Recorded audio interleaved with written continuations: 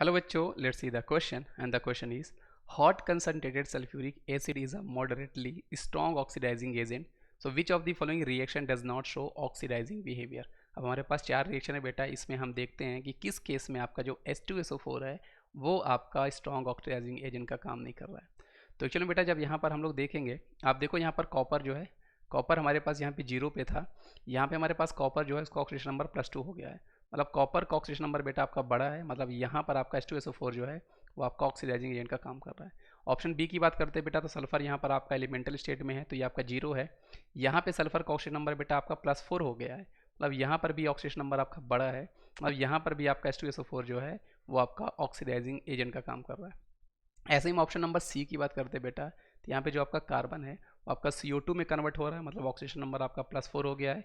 0 से +4 मतलब यहाँ पर भी आपका ऑक्सीजन नंबर बड़ा है, तो कहने का मतलब बेटा यहाँ पर भी H2SO4 ने ऑक्सीडाइजिंग एजेंट का काम किया है।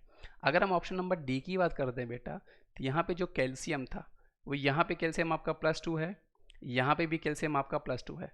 फ्लोरीन यहाँ पर बेटा आप जब देखोगे तो फ्लोरीन हमारा -1 है, यहाँ पे भी फ्लोरीन हमारा -1 है। तो ये एक आपकी ऐसी रिएक्शन है बेटा जहाँ पे किसी भी एलिमेंट का ऑक्सीजन नंबर चेंज ही नहीं हो रहा है। तो सबसे पहली बात बेटा, ये जो ऑप्शन नंबर डी जो है ना, ये हमारी रिडॉक्स रिएक्शन ही नहीं है। This is not your redox reaction.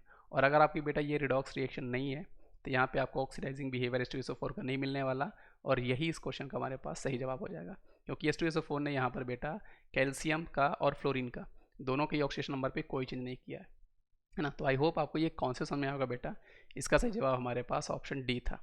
So thank you बच्चों।